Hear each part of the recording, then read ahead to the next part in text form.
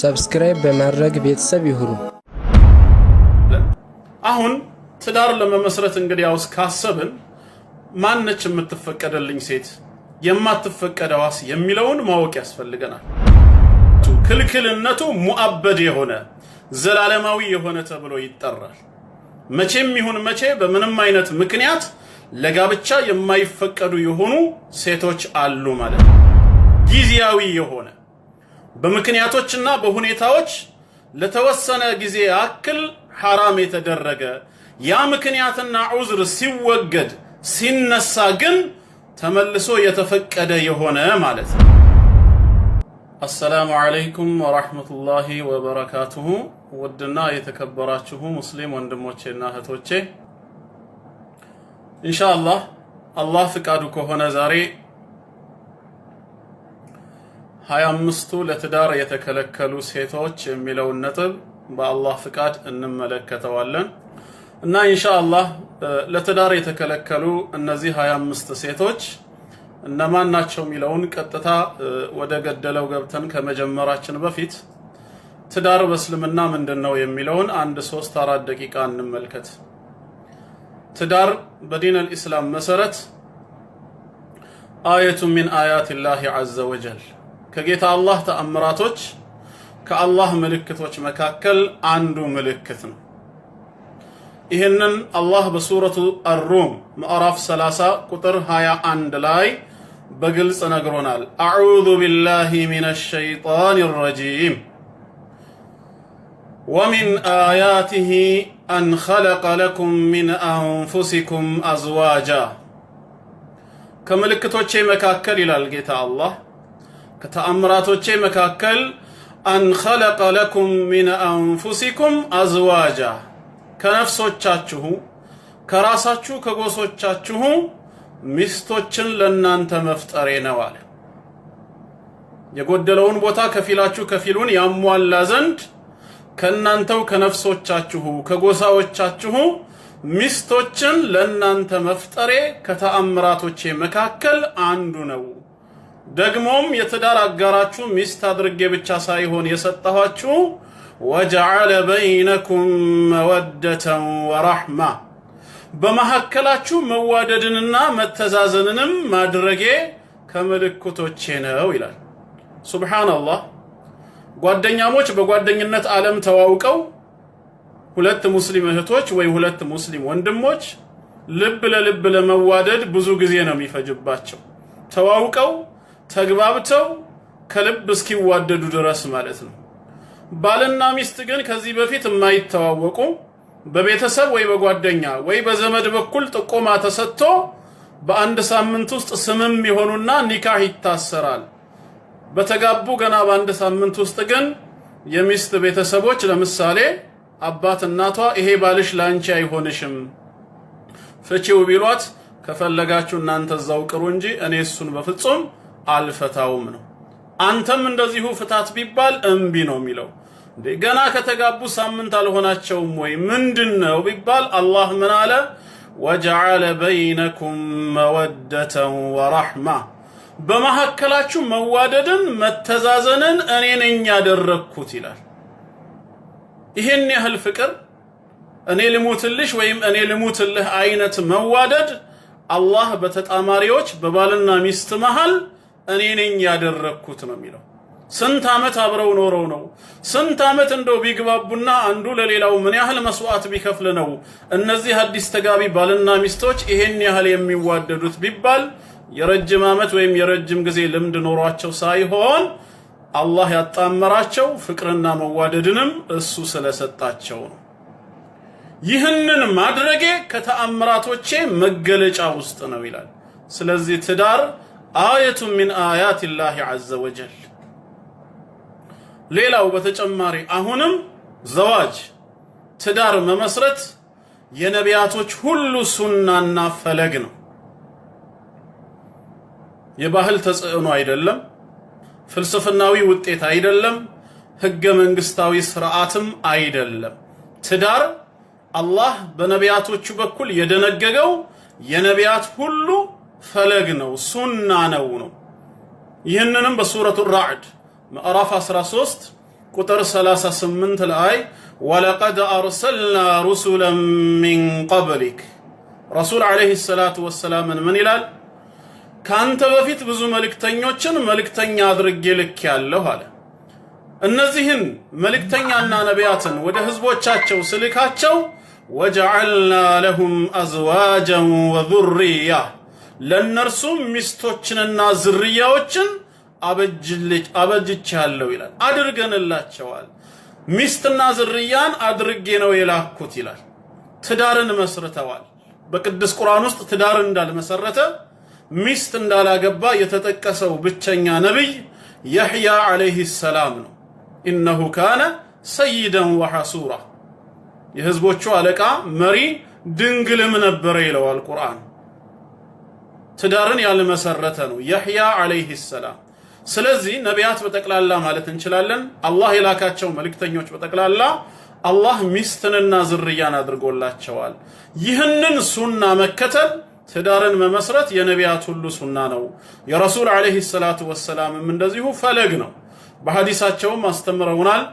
ያ ማዕሸረ ሸባብ መን ኢስተጣዐ ሚንኩሙል ባአተ ፈልየተዘወጅ እናንተ የወጣት ስብስቦች ወይ የትዳር ጣጣን ከመሐከላችሁ የሚሸፍን ሰው ካለ በኢኮኖሚም ሆነ እሷን በስሜት አስተናግዳለሁ የሚል ፈልየተዘወጅ ያግባን ያሉት ጊዜ ሳይሰጥ ቶሎ ያግባ። ፈኢነሁ አገዱ ሊልበሰር አይንን ይሰብርለታል። አይኑን እንዲሰብር ያግዘዋል። ሌላ ነገር አይመለከትም። ወአሕሰኑ ሊልፈርጂ ለብልቱ ደግሞ ጋሻና መከታ ይሆነዋል። ሐራም ነገር ላይ አይወድቅም። ወመን ለም የስተጢዕ የትዳር ጣጣን መሸፈን የማይችል ደግሞ ፈዐለይሂ ቢሰውም ጾምን አደራ፣ ጾምን ያብዛ። ብዙ ካልበላ ስሜትም ብዙ ላይ ይቀሰቀስ ይችላል። የሞተ ስሜት ይኖረዋል ማለት ነው። የዛኔ ፈኢነሁ ለሁ ዊጃ ስሜቱን የሚያበርድለት የሚያኮላሽለት ይሆናል ማለት ነው። የቻለ ግን ያግባ። ስለዚህም የረሱል ዓለይሂ ሰላቱ ወሰላም ሱና መሆኑን እንረዳለን። አሁን ትዳር ለመመስረት እንግዲህ ያውስ ካሰብን ማነች የምትፈቀደልኝ ሴት የማትፈቀደዋስ የሚለውን ማወቅ ያስፈልገናል። ምክንያቱም እስልምና የህይወታችን ፈለግ ነው። እስልምና የህይወታችን መንገድ ነው። አጠቃላይ ሙሉ ህይወታችንን የምንመራበት ነው። ታዲያ ዲነል ኢስላም በዚህ ጉዳይ ላይ ምን ይላል? አንድ ሙስሊም ወንድ ምን አይነት ሴቶችን ነው ለማግባት የተከለከለው የሚለውን አላህ ፍቃዱ ከሆነ ይኸው አሁን እንጀምራለን ማለት ነው። ተከታተሉ። እንግዲህ ከፈለጋችሁ ማስታወሻ ትይዛላችሁ፣ ካልሆነም አላህ ፍቃዱ ሆኖ ኋላ ላይ ይሄው ቪዲዮ ፖስት ሲደረግ ተመልሳችሁ ታዳምጣላችሁ ማለት ነው። ከሴቶች መካከል ሙሐረማት የተደረጉ ለጋብቻ እርም የተደረጉ ሲባል ለሁለት ነው የሚከፈለው። ለሁለት ይከፈላል። አንደኛው ተሕሪምነቱ ክልክልነቱ ሙአበድ የሆነ ዘላለማዊ የሆነ ተብሎ ይጠራል። መቼም ይሁን መቼ በምንም አይነት ምክንያት ለጋብቻ የማይፈቀዱ የሆኑ ሴቶች አሉ ማለት ነው። ይህ አይነቱ ተሕሪም ምን ይባላል? ሙአበድ ዘላለማዊ ነው። ሁለተኛው አይነት ክልክልነት ደግሞ ሙአቀት ይባላል። ጊዜያዊ የሆነ በምክንያቶችና በሁኔታዎች ለተወሰነ ጊዜ ያክል ሐራም የተደረገ ያ ምክንያትና ዑዝር ሲወገድ ሲነሳ ግን ተመልሶ የተፈቀደ የሆነ ማለት ነው። ለሁለት ይከፈላል ማለት ነው። አሁን ከመጀመሪያው እንጀምር። ተሕሪም ሙአበድ የሆኑ ዘላለም ልናገባቸው የማንችላቸው ወደ 18 ይጠጋሉ። 19ም መሆን ይችላል። 18ቱም ነው አሁን ማስታወሳችሁ። እነዚህን በሶስት ከፍለን ማየት እንችላለን። 18ቱን ዘላለም ልናገባቸው የማንችላቸውን ወደ ሶስት እንከፍልና እንመለከታቸዋለን። የመጀመሪያዎቹ በስጋ ዝምድና ሰበብ ሁሌም ከነሱ ጋር ጋብቻን መመስረት የማንችላቸው የሆኑ ናቸው። እነዚህ አልሙሐረማቱ ፊ ነሰብ ተብለው የሚጠሩት 7 ናቸው። 7ቱ በሱረቱ ኒሳ ምዕራፍ 4 ቁጥር 23 ላይ ተጠቅሰዋል።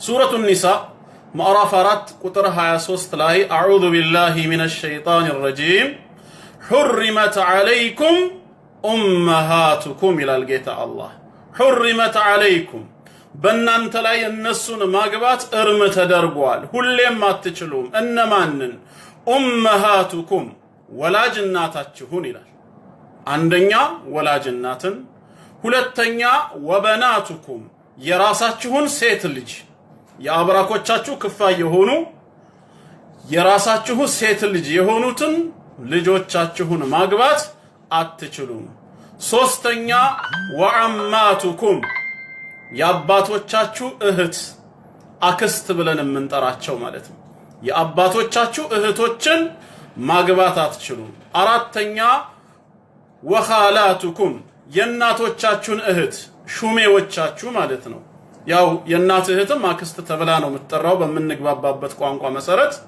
እነዚህ ምን ይባላሉ አራቱ አምስተኛ ወበናቱል አኺ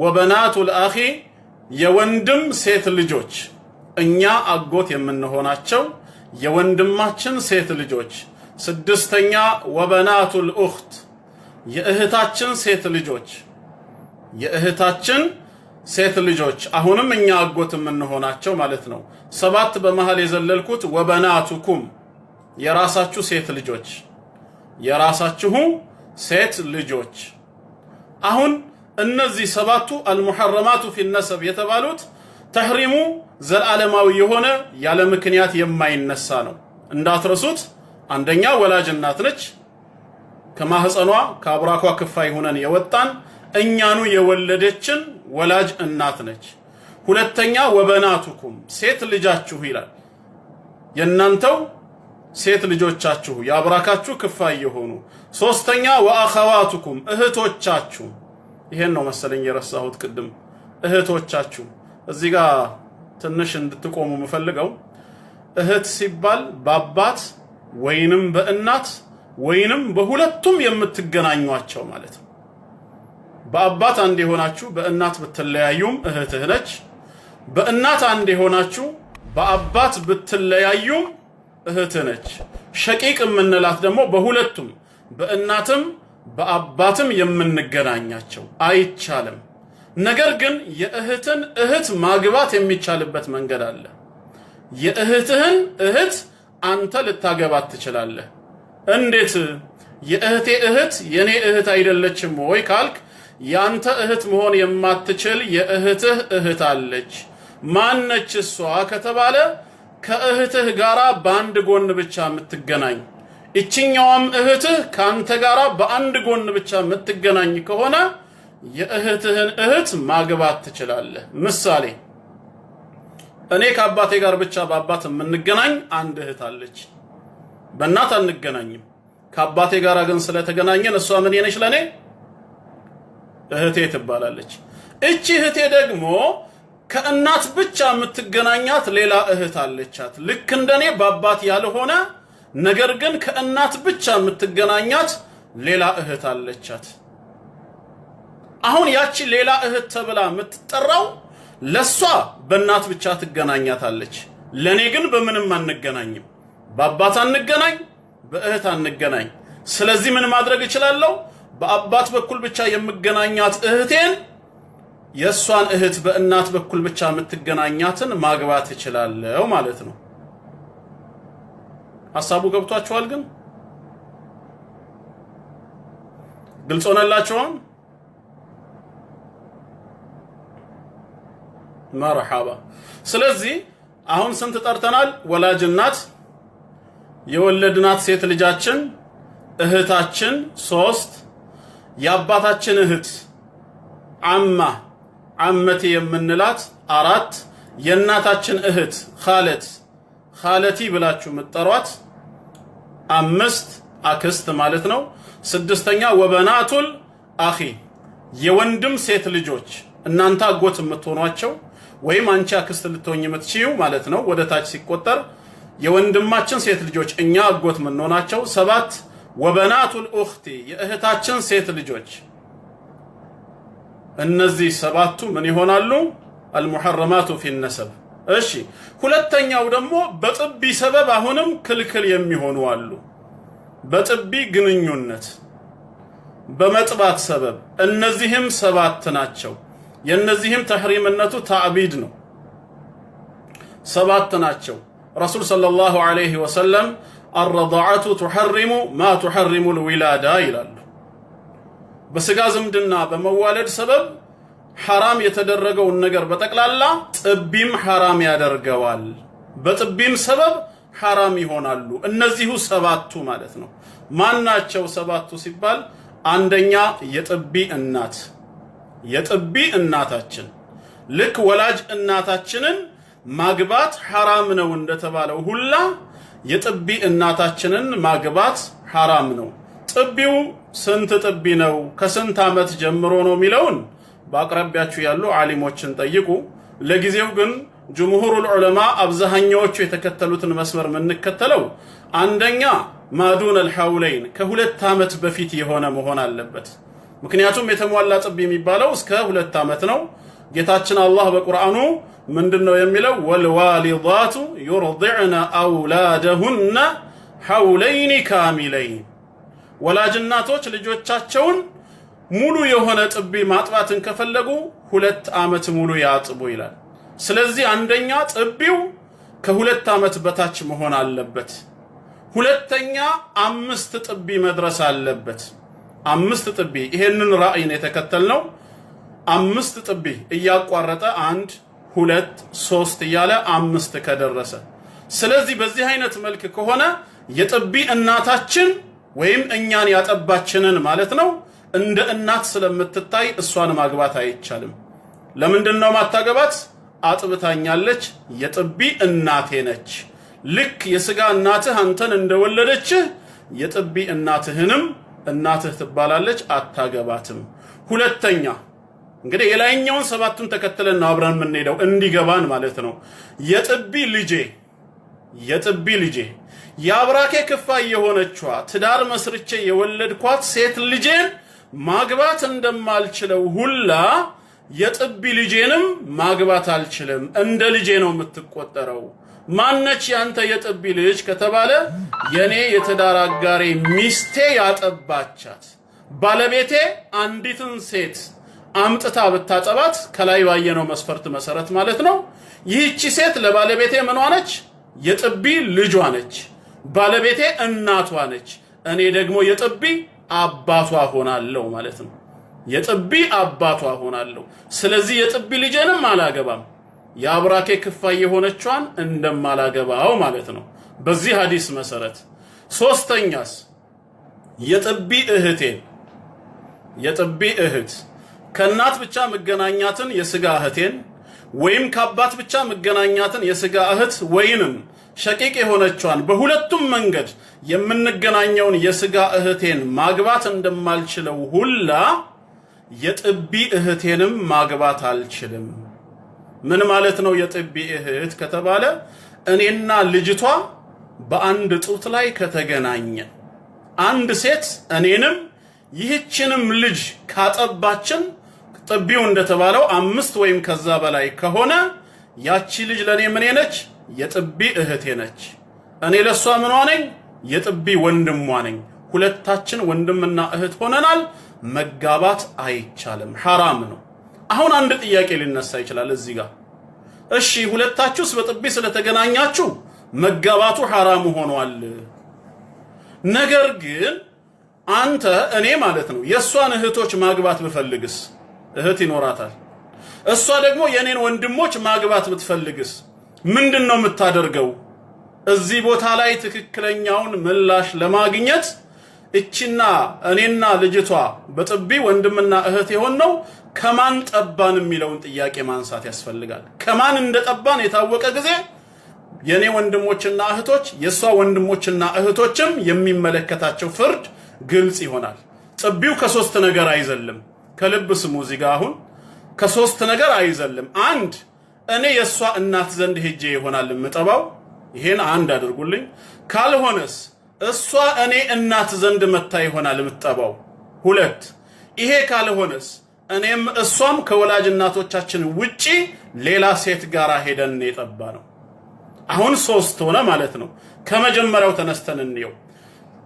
እኔ ከሆንኩኝ ሄጄ ወላጅ እናቷ ጋር የጠባሁት ማለት ነው። እኔ ከሆንኩኝ የሷ እናት ዘንድ ሄጄ የጠባሁት እቺ ልጅ ምላት ብቻ ሳትሆን የሷ እህቶች ሁሉ በጠቅላላ ለኔ ምንድናቸው? እንደ እህት ነው። ወንድሞቿ በጠቅላላ ለኔ ወንድም ናቸው። ስለዚህ ማንኛቸውንም ከወንድሟም ከእህቷም ማግባት ነው እህቶቿን በጠቅላላ ማግባት አልችልም። እህቶቿን በጠቅላላ ምናልባት እህቶቿ ሁለት አይነት ቢሆኑስ? አንደኛ ከእናቷ የተወለዱ የሷ እህቶች ይኖራሉ። ሁለተኛ ከአባቷ የተገኙም እንደዚሁ በአባት ብቻ የሚገናኙ ይሆናሉ። አው ለኔ ሁለቱም አይፈቀዱም ነው ምለው። እችኛዋ ከእናቷ የተወለዱት ማይፈቀዱት ከእናታቸው ሄጄ ጠብቻለሁ። ስለዚህ ለነሱ የጥቢ ወንድማቸው ነኝ። እነዛስ በአባት ብቻ የሚገናኙት የሆኑት የሷ እህቶችስ ላንተ ለምን ይከለከላሉ ሲባል በአባት እገናኛቸዋለሁ። ምክንያቱም እቺን እናቷን ስጠባ ለእናቷ የጥቢ ልጅ እንደሆንኩኝ ሁላ እናትየዋ ያላት ማለት ያገባት ባሏ ደግሞ ለኔ የጥቢ ባሌ ነው። ማን ነው? የጥቢ አባቴ ነው። የጥቢ አባቴ ከሆነ ስለዚህ የሱ ልጆች ሁሉ ምንድናቸው? ለኔ እህቶቼ ናቸው። እነሱም በአባት በኩል ተያያዝኩኝ ማለት ነው። ከነዚህች ጋር በእናት ከዛ ጋር በአባት ተያያዝኩ። ግልጽ ሆነላችሁ አሁን? ስለዚህ እኔ ከእናቷ ሄጄ ከጠባሁኝ ለኔ አይፈቀዱም። ግን እዚሁ ላይ ሳትወጡ ማለት ነው ለሷስ እሷ ግን እኔ ዘንድ መጣ የኔን ወንድሞች ማግባት ትችላለች። የኔን ወንድሞች ለምን?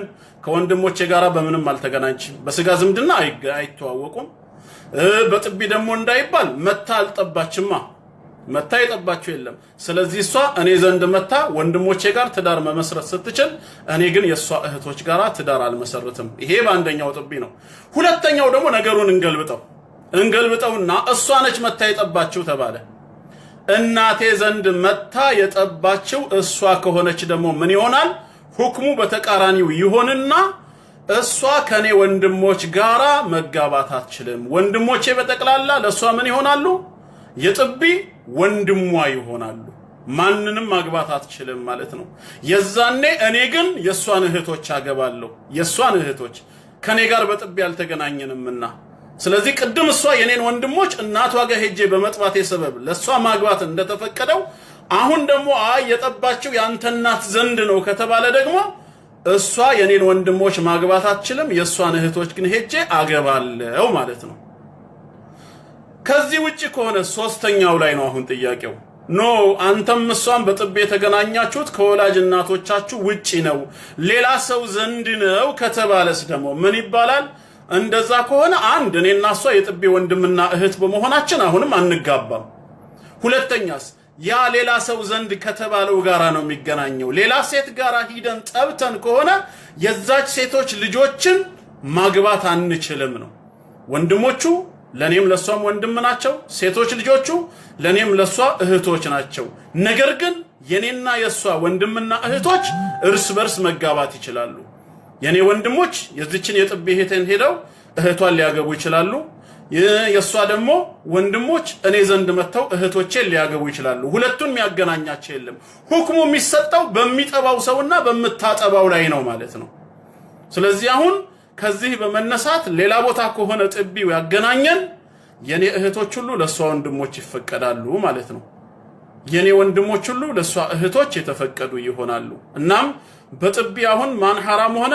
አንድ የጥቢ እናት፣ ሁለተኛ የጥቢ ልጄ ሚስቴ ያጠባቻት፣ ሶስተኛ ደግሞ የጥቢ እህቴ በአንድ ሴት ጥቢ የተገናኘ ናት ማለት ነው። አልহামዱሊላህ ግልጽ ከሆነላችሁ። አራተኛ የጥቢ አክስት። የጥቢ አክስት ይሄም ግልጽ እንዲሆነላችሁ ትንሽ ማብራሪያ ልስጣችሁ። የጥቢ አክስት ማለት የጥቢ አባቴ እህት ማለት ነው። አንድ ሴት እኔን ካጠባችኝ እሷ ለኔ የጥቢ እናቴ ተብላ ትጠራለች። ባለቤቷ ለኔ ምኔ ነው? የጥቢ አባቴ ነው። የዚህች የጥቢ እናቴ ባለቤት ደግሞ እህት ይኖረዋል። እህት ለኔ ምንድነች ነው? ያቺ እህት አክስት ነች። የአባቴ እህት ነች። ልክ የስጋ አባቴ እህት አክስት እንደምትባለው ሁላ የጥቢ አባቴም እህት የጥቢ አክስት ትባላለች ማለት ነው። ሃናን ጀማል አልገባሽም? እሺ አንድ ጊዜ ብቻ ደግመዋለሁ፣ በደንብ አዳምጪ። የአባትሽ እህት ላንቺ አክስትሽ ነች። ግን በራሴው ምሳሌ ልስጥ። ያው አሁን ሐራም የተደረጉ ሴቶች ስላልኩኝ የአባቴ እህት ለኔ ምንድነች? አክስቴ ነች። አክስቴ ስለሆነች ምን አላደርግም ብያለሁ? ማግባት አይፈቀድም ብያለሁ። አሁንም እዚህ ጋር ደግሞ የጥቢ አክስት አለኝ። ምንድነው ሲባል ያጠባችኝ ሴት የጥቢ እናቴ ነች ተብሏል። ባለቤቷ ደግሞ የዛች ሴት ለኔ የጥቢ አባቴ ነው። ይሄ ባለቤቷ ደግሞ እህት ይኖረዋል። ስለዚህ እሱ ለኔ የጥቢ አባቴ ከሆነ የሱ እህት ደግሞ ምንድነች? ለኔ የጥቢ አክስት። የአባቴ እህት አክስቴ እንደሆነችው ሁላ የስጋ አባቴ የጥቢ አባቴ እህቱ ደግሞ የጥቢ አክስት ነች ማለት ነው። ስለዚህ እሷም ሐራም ትሆናለች። እና ግልጽ ከሆነ በዚህ መልክ እሺ። በእናት በኩል ደግሞ አሁንም በእናት በኩል አንድ ሴት አንድን ሰው ካጠባች ያቺ ሴት ለዛ ሰው ምንድነች? አንድ ሴት አንድን ሰው ካጠባች የጥቢ እናት ነች አይደል የምትባለው? የጥቢ እናት ትባላለች። ስለዚህ ይቺ የጥቢ እናት እህት ይኖራታል። እህትየዋ ለዚህኛው አክስት ነች ለጠባው። በስም ምሳሌ ልስጣችሁ። እንደ አንዳንዶቻችሁ አልገባኝም እያላችሁ ነው። በስም ምሳሌ ልስጣችሁ። እኔ ከድጃ ዘንድ ሄጄ ጠባሁኝ። ከድጃ ምኔ ነች? ከድጃ ዘንድ ሄጄ ብጠባ ከድጃ ለኔ ምኔ ነች? የጥቢ እናቴ አይደለም? ከድጃ የጥቢ እናቴ ነች። ስለዚህ የከድጃ እህቶች ምንድናቸው ለኔ? የከድጃ እህቶች ለኔ ምንድናቸው? አክስቶቼ ናቸው።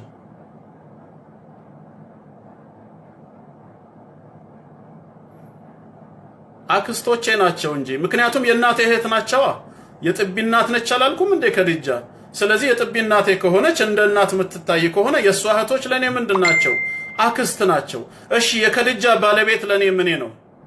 የከድጃ ባለቤት ለኔ ምኔ ነው? አባቴ ነው። የጥቢ አባቴ። ከድጃ የጥቢ እናቴ ከሆነች ባለቤቷ ደግሞ የጥቢ አባቴ ነው። እሺ የሱ እህትስ? አባቴ ከሆነ እሱ የሱ እህትስ አክስቶቼ ናቸው። አሁን ገባችሁ?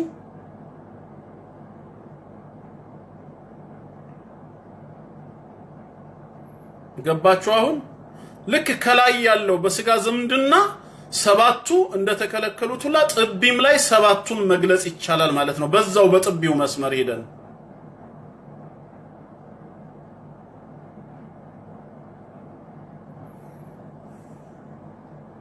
እሺ 5 ገባን አይደለ? ግልጽ ከሆነላችሁ 5 ገብተናል። እኔን ያጠባችኝ እናቴ 1፣ ሁለተኛ ደግሞ የጥቢ ልጄ ሚስቴ ያጠባቻት ሴት ብያለው፣ የጥቢ ልጄ። ሶስተኛ ደግሞ የጥቢ እህቴ በአንድ እናት ጡት የተገናኘን የጥቢ እህቴ። አራተኛ ደግሞ በጥቢ አክስት ብያለው፣ ማለትም እኔን ያጠባችኝ የጥቢ እናቴ የባለቤቷ እህት። አምስተኛ ደግሞ አሁንም የጥቢ ሹሜ ወይም አሁንም አክስት እኔን ያጠባችኝ የጥቢ እናቴ እህቶቿ። ስድስተኛ ደግሞ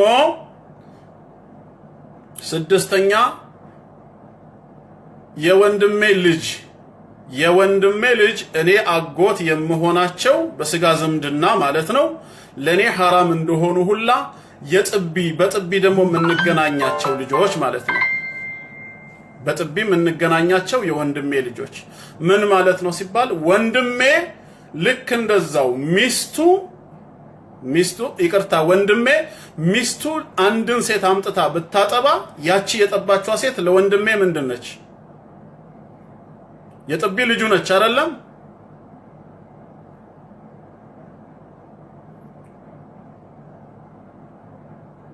የጥቢ ልጁ ነች። ግልጽ ነው?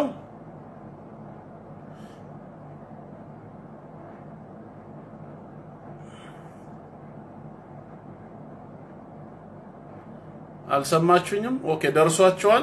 ስለዚህ ለወንድሜ የጥቢ ልጁ ከሆነች ለኔ ደግሞ የወንድሜ የጥቢ ልጆች ናቸው፣ ሐራም ይሆናሉ ማለት ነው። ልክ እንደዛውም የእህቴ ሴት ልጆች እኔ አጎት መሆናቸው በስጋ የእህቴ ሴት ልጆች ለኔ ሐራም እንደሆኑ ሁላ በጥቢ ደግሞ የሚገናኙ የእህቴ ሴት ልጆች እህቴ በማጥባት ልጇ ያደረገቻቸው የጥቢ ልጅ ማለት ነው በማጥባት ልጇ ያደረገቻቸውም እንደዚሁ ሐራም ይሆናሉ ማለት ነው።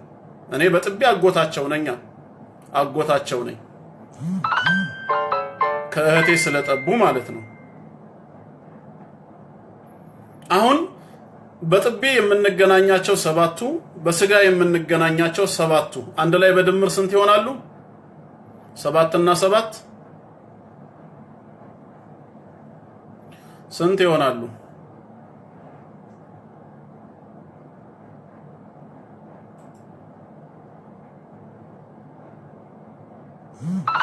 14 ይሆናሉ ማለት ነው።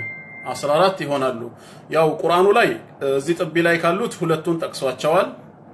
በዚሁ ሱረቱ ኒሳ ቁጥር 23 ላይ ማለት ነው። ወኡመሃቱኩም ላቲ አርضعنكم ይላል እናንተን ያጠቧችሁ የጥቢ እናቶች ወአኸዋቱኩም ሚን الرضاعة በጥቢ ደግሞ የተገናኛችሁ የጥቢ እህቶቻችሁ በማለት ይጠቅሳል። ሌሎቹ የተቀሩት አምስቱ ልክ እንደ አንሳቦቹ በነሰብ እንደተገናኘ ነው። በነስ ለምን አልተጠቀሱም? ያው ሐዲሱ ላይ ተገልጿል። በጥቢ ሐራም የሚሆነው ሁሉ በስጋ ግንኙነት ሐራም የሆኑት ሰባቱ ሁላ በጥቢም እንደዛው ሐራም ሊሆኑ እንደሚችሉ ጥቢ ሐራም እንደሚያደርግ ምን ያህል ጥቢ ምናምን ላላችሁት ያው ቅድም ስላሳለፍነው ወደ ኋላ እንመለስም። አሁን 14 ከሆነ ሶስተኛው ደግሞ በጋብቻ ምክንያት የሚመጣ ዝምድና አለ። በጋብቻ ምክንያት እነዚህ 4 ናቸው። በጋብቻ ምክንያት በጋብቻ መዛመድ 4 ደግሞ አሉ ሐራም የተደረጉ 4 አሉ። ማናቸው እነዚህ ሲባል አንደኛ ዘውጀቱል አብ የአባት ሚስት ወላጅ አባቴ ሌላ ሴት አግብቶ ከሆነ የአባቴ ሚስት ለኔ እንደ እናት ነው የምትታየው።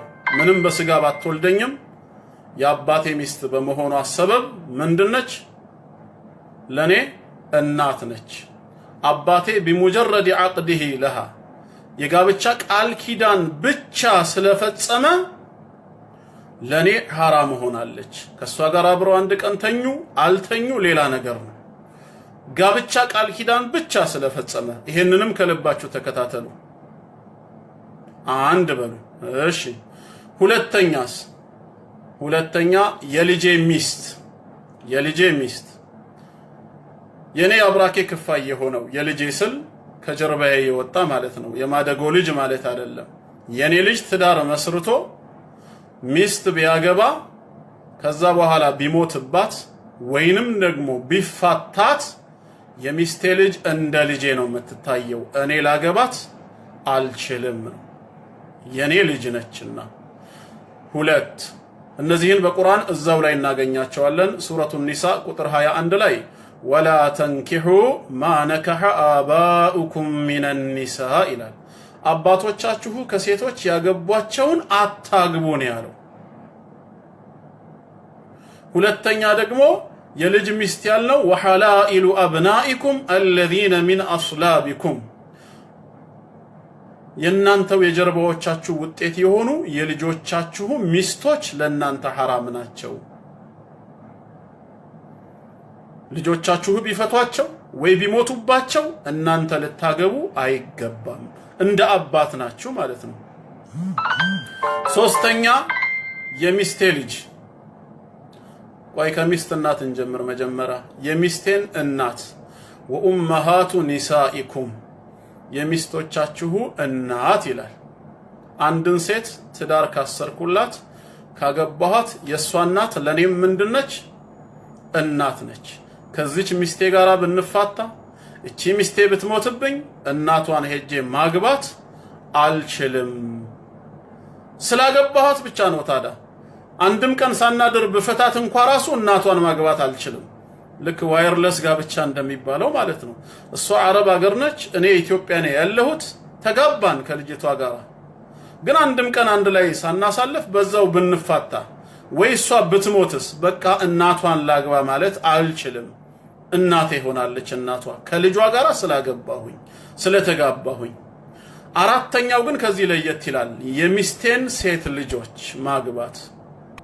የሚስቴን ሴት ልጆች ወረባኢቡኩም ላቲ ፊ ሁጁሪኩም በእናንተ ጉያዎቻችሁ ስር ያሉ ሴት ልጆች ሚን ኒሳኢኩም ከሚስቶቻችሁ የሆኑ የሚስታችሁን ሴት ልጆች ምን ማለት ነው? ሚስቴ ሌላ ትዳር መስርታ ይሆናል። ከዚህ በፊት እኔን ሳታገባ ሌላ ትዳር መስርታ ልጆችን ወልዳለች። ዛሬ እኔ አገባኋት። እኔ እሷን ካገባሁኝ የሷ ሴት ልጆች ለኔ እንደ ልጅ ይታያሉ ማለት ነው። ግን አንድ ሸርጥ አለው ነው። ከሚስት እናት ለየት የሚለው ምንድነው? የሷ ሴት ልጆች እኔ እንዳላገባቸው حرام እንዲሆኑ ከሚስቴ ጋራ ቢያንስ አንድ የፍቅር ጨዋታ ማሳለፍ አለብን።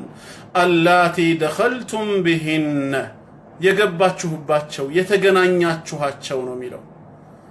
እነዚህን ሚስቶች ትዳር መስርታችሁ ግንኙነት ከፈጸማችሁ እነዚህ ሚስቶቻችሁ ከሌላ ባለ ትዳር ወልደው የነበሩት ሴቶች ሁሉ ለናንተ حرام ነው። ግን فإن لم تكونوا دخلتم بهن በእነሱ ላይ ያልገባችሁባቸው ቢሆን አለ አንድን ሴት አገባኋት ኒካህ አሰረን ሩቅ ነበር አልተገናኘንም ነገር ግን ወደኔ ሳትመጣ እኔም ወደሷ ሳልሄድ አንድም ጊዜ ግንኙነት ሳንፈጽም በዛው አየር ላይ ብንፋታስ ብንለያይ ይሄ ከሆነ فلا جناح عليكم የነሱን ሴት ልጆች ብታገቡ ችግር የለውም ከሌላ የወለዱትን ማለት ነው ማግባት ይቻላል። አሁን ለምን ከሚስቴ ጋራ ሸርጡ አልተሟላም አንድ ቀን እንኳን ቢሆን ወይም አንድ ጊዜ መገናኘት የሚባለው አራት ሆነ ማለት ነው አይደለም? አራት እዚህ ጋር የአባቴ ሚስት የልጄ ሚስት የሚስቴን እናት የሚስቴን ከሌላ የወለደቻቸው ሴት ልጆች እነዚህ በጋብቻ ምክንያት ዝምድና የተሳሰርናቸው አራቱ ከላይ 14 ደምረናል። አሁን ካሉት አራት ጋራ በድምሩ ስንት ይመጣሉ? በድምሩ ስንት ይመጣሉ? 18 ይመጣሉ። እነዚህ 18ቱ ሙሐረማቱን ኢለል አበድ ዘልዓለም حرام የተደረጉ ናቸው። መቼም ሐላል አይሆኑም ማለት ነው። ዘልዓለም 18ቱ። አሁን ሁለተኛው ክፍል ላይ ልንሄድ ነው። አንደኛውን አየነው። ሁለተኛው ክፍል ደግሞ ሙአቀት የሆነ ሙአቀት ጊዜያዊ የሆነ ሐሳባችሁ ከኔ ጋር ይሁኑ። አብሽሩ የሚረብሹትን ተዋቸውና ከኔ ጋር አድርጉ። በሆነ ሰበብ በሆነ ምክንያት ለተወሰነ ጊዜ ያክል حرام የተደረጉ ሰበቡ ሲወገድ ሐላል የሚሆኑ ደግሞ አሉ። ሰባቱን ልጥቀስላችሁ።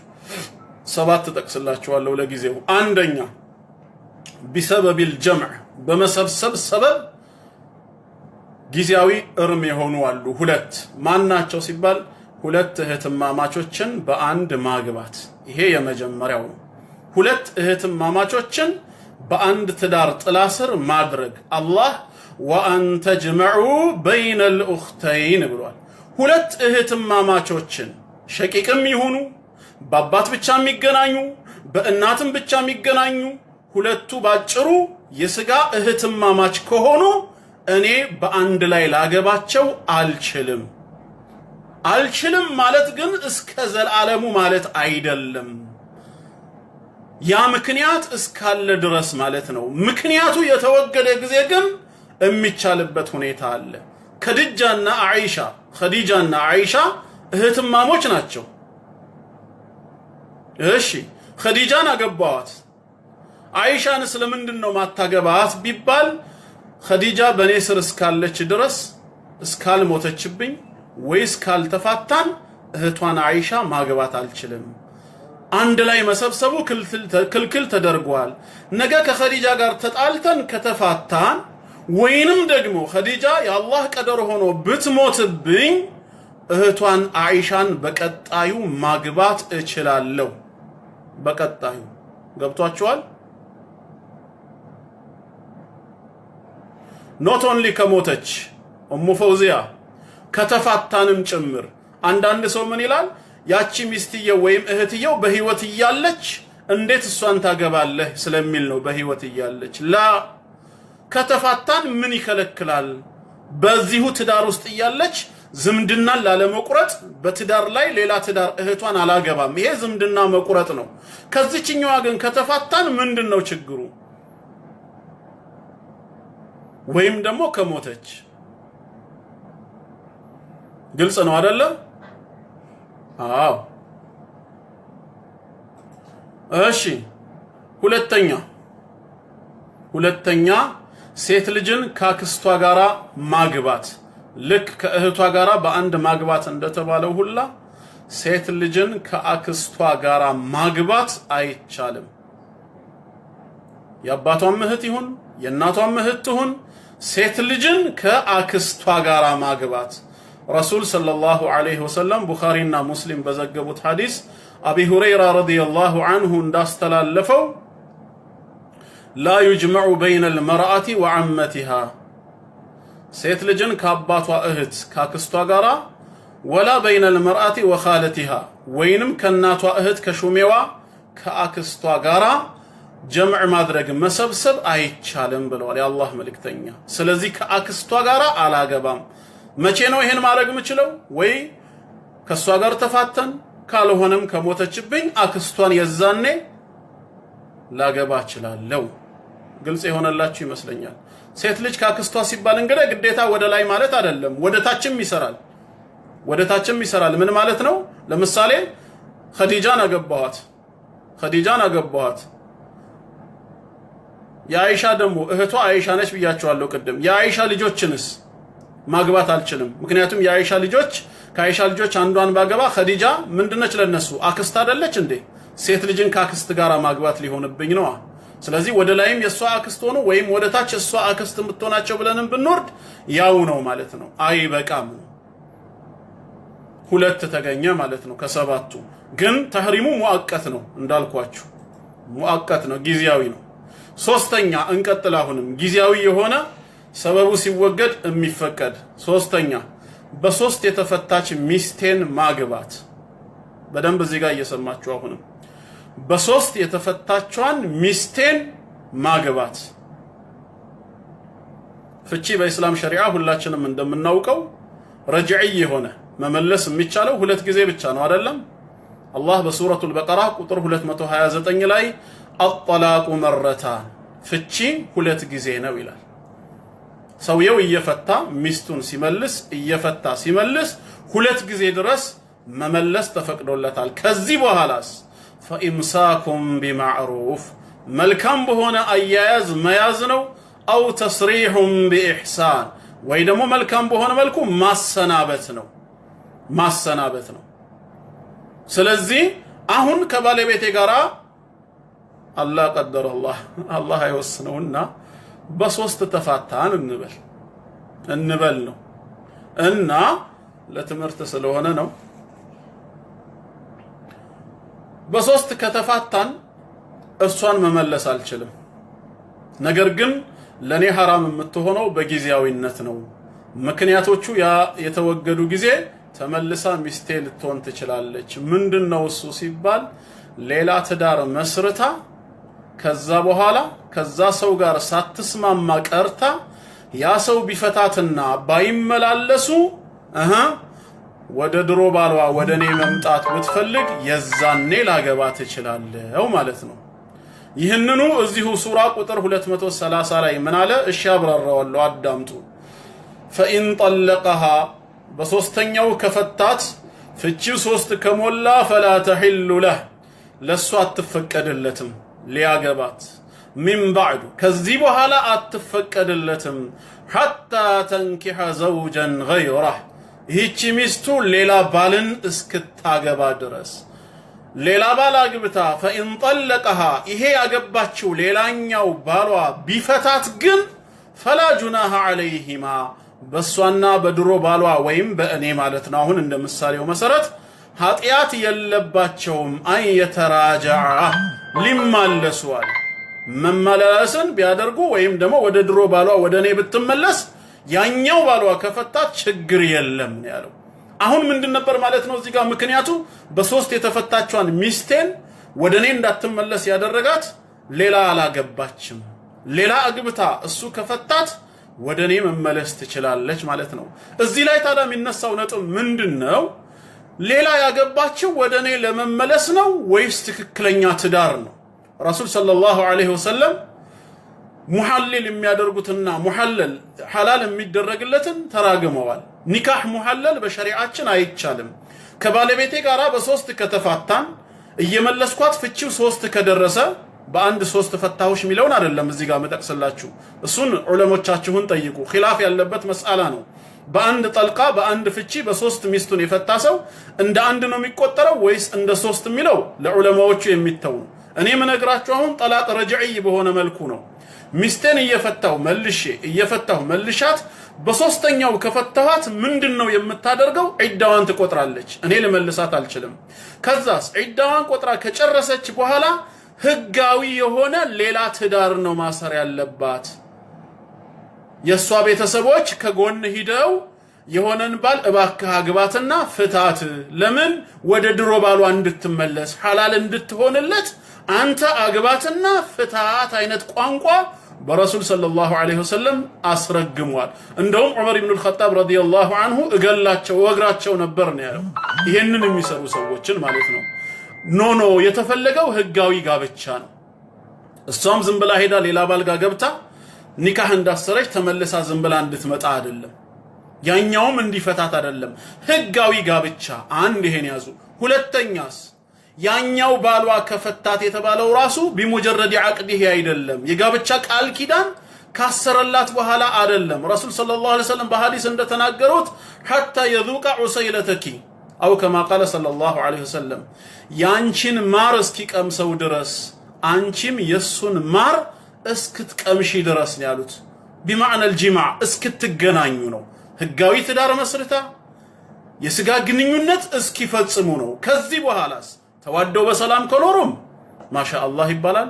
ካልተግባቡስ ከተፋቱ ችግር ከተፈጠረ ከዛ በዚህ ፍቺዋ የዒዳ ጊዜዋን ቆጥራ እሱ ካልመለሳትና የዒዳ ጊዜዋ ካለቀ አሁን አዲስ ትዳር ልትመሰርት ነው ወይ? ከፈለገች ከሱ ጋር፣ ካልሆነስ የድሮ ባሌ አንተው ትሻለኛለህ ካለች ወደኔ ትመለሳለች።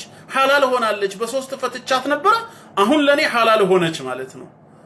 ሌላ ባል ህጋዊ ባል አገባች፣ ግብረ ስጋ ግንኙነት ፈጽመዋል በሐዲስ እንደተቀመጠው። ከዚህ በኋላ ባለመግባባት ምክንያት ተፋቱ ማለት ነው። ስለዚህ ወደ ድሮ ባሏ መመለስ ትችላለች ማለት ነው። ህጋዊ በሆነ መንገድ አግብቶ ነው የፈታትና ህገ ወጥ አይደለም። ይሄንን ነው እንግዲህ የተረዳሁት እኔ። ስንት ሆነ ማለት ነው አሁን? 3 ነው 4? 3 በሉ እንግዲህ። ሁለት እህትማማቾችን በአንድ መሰብሰብ፣ ሴት ልጅ ካክስቷ ጋራ መሰብሰብ፣ ሁለት በ3 የተፈታችን ሴት እንደዚሁ መመለስ 3። አራተኛ ደግሞ ሌላው አምስተኛይቷን ሴት ማግባት። አምስተኛይቷን ሴት ማግባት አሁንም ተህሪሙ ሙአቀት ነው። ለኔ ጊዜያዊ ነው፣ ዘላለማዊ ሐራምነት የለውም። ሰበቡ ሲወገድ ማግባት ይቻላል። ምንድነው እሱ ሲባል በስሬ 4 ሴቶች አሉኝ። ከአራት በላይ አይፈቀድም አይደለ? አላህም በቁርአኑ እንደተናገረው ፈንኪሑ ማ ጣበ ለኩም ሚነ ኒሳኢ መትና ወثلاث ወሩባዕ፣ ከሴቶችም ለናንተ የተዋበላችሁን 2 3 4 አግቡ ብሏል። 4 ላይ መቆም እንዳለበት ረሱል ሰለላሁ ዐለይሂ ወሰለም በሐዲሳቸው ተናግረዋል። አንዱ ሙሽሪክ በሰለመ ጊዜ ስሙን ለጊዜው ረስቸው ነው 10 ሴቶች ነበሩት። የአላህ መልእክተኛም ኢኽተር ሚንሁን 4 ከነሱ ውስጥ ምረጥ ነው ያሉት። ታዲያ አሁን 4 ሴቶች በስሬ ያሉ 4 ሴቶች መቼ ነው አምስተኛ ማግባት የምትችለው ከተባልኩኝ ዘላለሙኑ አልችልም ማለት አይቻልም። ምንድነው? ከአራቱ ከአንደኛዋ ጋር ብንፋታ ብትለይ ወይ ደግሞ ብትሞት 3 ቀሩኝ አይደል? በሞተቿ ወይም በተፈታቿ ቦታ አምስተኛ የነበረቿን ሴት ማምጣት እችላለሁ ማለት ነው። አምስተኛ የነበረቿን ሴት ማምጣት እችላለሁ። እሺ ማናት እሷ? ፉላና ትባላለች። እሺ ግልጽ ሆነላችሁ መሰለኝ። እንግዲህ 4 በሉ። 4 አደረስኩት አይደል ወይስ 3 ነው? አሁንም 4 ነው። አምስተኛ ዝሙተኛ ሴት ዝሙተኛን ሴት ተውበት ሳታደርግ ማግባት አይቻልም። ሱረቱ ኑር ቁጥር 3 ላይ አላህ ተናግሯል። ያው ሁለት ተፍሲር ነው ያለው። አዛኒ ላ የንኪሑ ኢላ ዛኒየተን አው ሙሽሪካ፣ ዝሙተኛ የሆነ ወንድ ዝሙተኛይቷን ሴት ወይ በአላህ አጋሪቷን ሴት እንጂ አያገባም። ወዛኒየቱ ላ የንኪሑሃ ኢላ ዛኒን አው ሙሽሪክ፣ ዝሙተኛይቷ ሴትም እንደዚሁ ዝሙተኛ የሆነውን ወንድ ወይም ሙሽሪኩን እንጂ አታገባም። ወሑሪመ ዛሊከ ዐለል ሙእሚኒን፣ በምእመናን ላይ ይሄ ተግባር ሐራም ሆኗል ይላል። አንደኛው ተፍሲሩ እዚህ ጋር ላ የንኪሕ ማለት አይ ላ ዩጃሚዑሃ፣ አይገናኛትም ማለት ነው ብለው ፈስረውታል። ዝሙተኛ የሆነ ወንድ መሰሉ ቢጤውን የሆነቿን ዝሙተኛይቷን ሴት ወይ ሙሽሪኳን፣ ያው ሙሽሪኮች ዚና ሐራም ነው ብሎ ስለማይመለከቱ ማለት ነው፣ እንደሱ ቢጤዎቹን ፈልጎ ካልሆነ በቀር አማኟን አያገኛትም። ዝሙተኛይቷም ሴት እንደሷ ዝሙተኛ የሆነ ወንድ ወይ ሙሽሪኩ ጋራ ካልሆነ በቀር ማንም ይሄንን ተግባር ቢፈጽም የለም ብለውም ተፈስሯል። አላኩል ያህል ወላሁ አዕለሙ ቢሰዋብ። በዚህኛው መስመር በጋብቻው ከሄድን ዝሙተኛ የሆነች ሴት ተውበት እስክታደርግ ማግባት አይቻልም። ከዝሙት ተግባሯ ትክክለኛ ተውበት ካረገች ማለትም በስራዋ ተጸጽታ ካሁን በኋላ ወደዚህ ህይወት ላትመለስ ቃል ገብታ ተውበት አድርጋ ከተመለሰች እንደገና ደግሞ ማህፀኗ ከጠራ ማለትም አንድ ኃይል እስክታይ መጠበቅ አለባት። ጽንስ ተትቷል ወይስ አልተተወም የሚለውን ለማጣራት ማህፀኗ ከጠራ በኋላ ማግባት ይቻላል። ሼክ መሐመድ ቢን ኢብራሂም ረሂመሁላህ ፈታዋ አልጃሚዓ ሊልመርአት አልሙስሊማ በሚለው ላይ ጁዝ 2 ገጽ 584 ላይ ስለዚህ ጉዳይ ተጠይቋል። አን ሁክሚ አዘዋጅ ቢዛኒያ፣ ዝሙተኛ የሆነችን ሴት ማግባት እንዴት ነው ተብለው ሲጠየቁ ላ የጁዙ ዘዋጁ ሚን ዛኒየቲ ሐታ ተቱብ ይላሉ። ተውበት እስክታደርግ ድረስ ዝሙተኛን ሴት ማግባት አይቻልም። ስለዚህ ሰውየው ሊያገባት ከፈለገ ወኢዛ አራደ الرجل አን የተዘወጀሃ፣ እሷን ሊያገባት ከፈለገ ሰውየው ወጀብ عليه አን يستبرأها بحيدة፣ ቢያንስ አንድ ሀይድ እስክታይ ድረስ ማህፀኗን ሊያጠራ ግድ ነው። ሀይድ ትመልከት፣ ጽንስ አለመያዟ ማለት ነው። ኒካህ ከማሰሩ በፊት ነው። ከዛ ተውበት ካደረገች ከማህፀን ከጠራች ማግባት ይቻላል ማለት ነው። እሺ ስንት ገባን አሁን? ስንት ገባን? 5። ስድስተኛ ደግሞ በትዳር ያሉ ጥብቅ ሴቶችን ማግባት አይቻልም። በትዳር ላይ ያለች ጥብቅ ሴትን አንተ ልታገባት አትችልም። በትዳሯ ላይ ሌላ ትዳር መመስረት አይፈቀድልህምና ማለት ነው። እሷም ሐራም ነው። ቁርአንም እንደተናገረው በዚሁ ሱረቱ ኒሳ ቁጥር 24 ላይ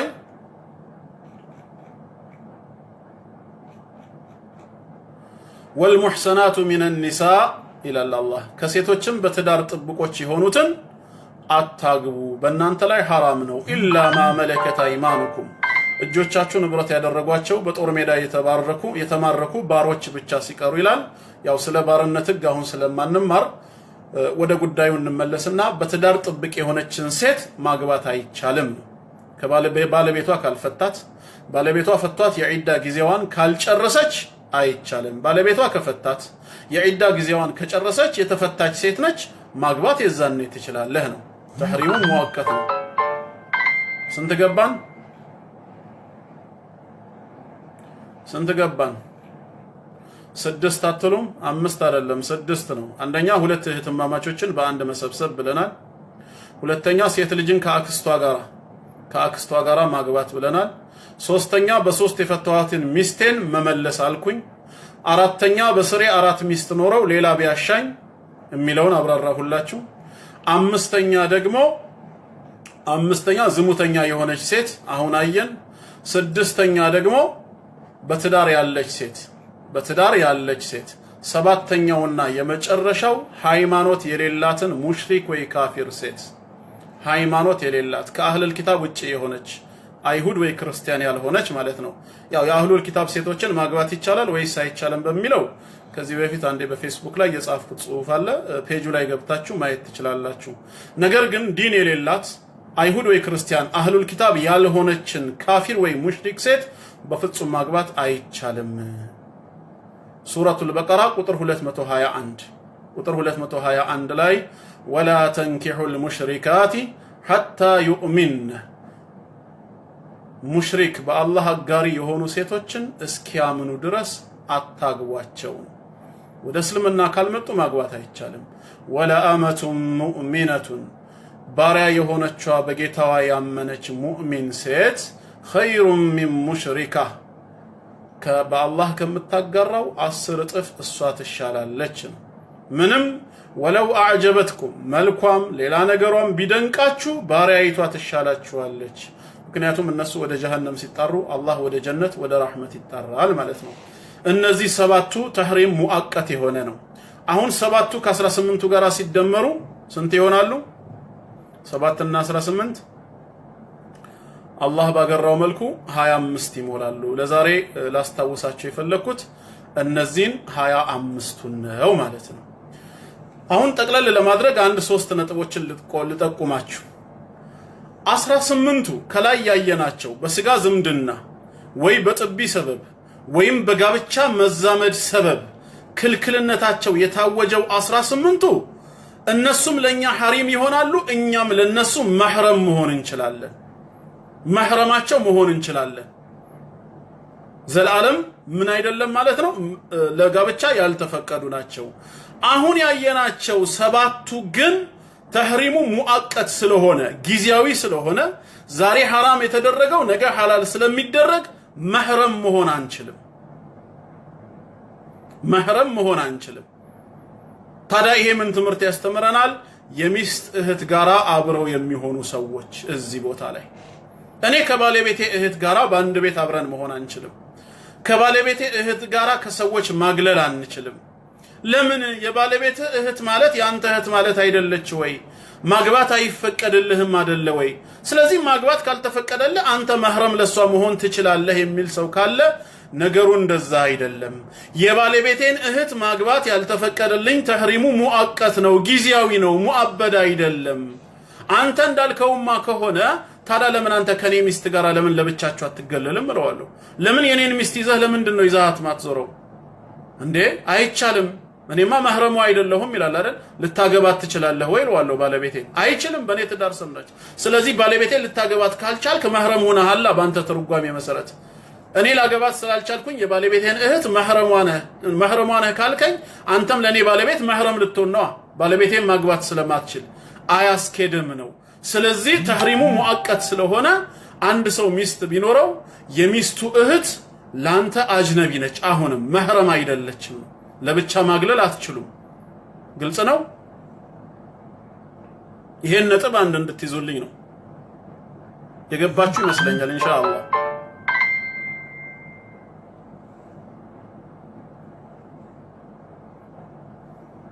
ሁለተኛ ደግሞ ማስታወሳችሁ እናት፣ እህት፣ አክስት እያልኩኝ ሳስተምራችሁ እግረ መንገድ ወደ ላይና ወደ ታች ያሉትም አብረው እንደሚቆጠሩ ታሳቢ አድርጉት።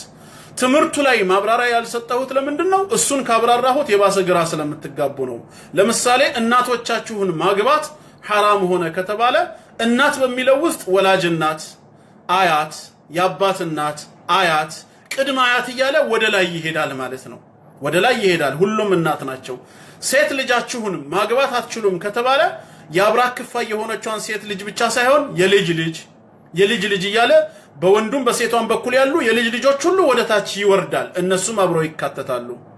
አክስት ማግባት አይቻልም ከተባለም እንደዛው በእናት በአባት በአያት እያለ ያንኑ መስመር እየጠበቀ ይሄዳል ማለት ነው። ይሄ እዛ ቢብራራ ግራ ላይ ያጋባ ስለሚችል ብዬ ነው የተወኩት። ይሄ ነው እና ሌላው አንድ ደግሞ ያዳመጥኩትና ያሳቀኝን ላካፍላችሁ። አንዱ ጠይቆ ነው ዶክተር ዑስማን አልኸሚስን ሐፊዘሁላህ ወረዓ አንዱ ጠየቃቸው። ወንድ ልጅ ዒዳ ይቆጥራል ወይ አለ።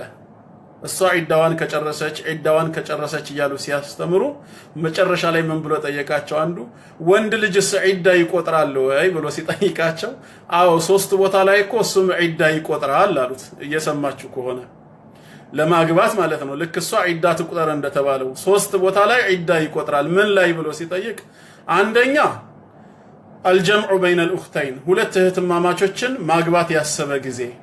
ምክንያቱም ሁለት እህትማማቾችን በአንድ ትዳር መሰብሰብ አይችልም። ስለዚህ ከድጃ ላገባኋት እኔ መጀመሪያ ላይ፣ ከዛ በኋላ እህቷን ላገባ ፈልጌያለሁ፣ ግን ከከድጃ ጋር አልተስማማንምና ተጣላን፣ ፈታኋት።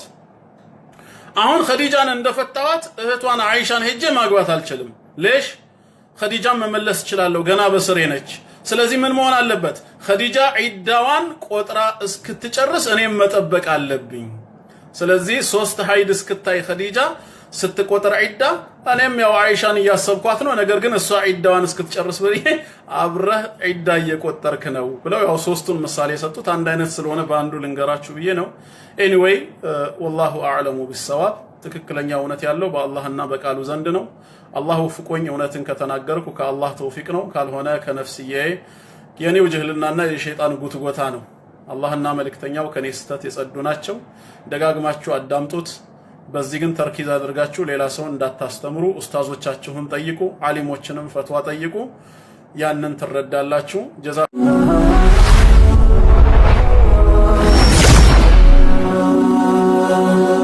ሰብስክራይብ በማድረግ ቤተሰብ ይሁኑ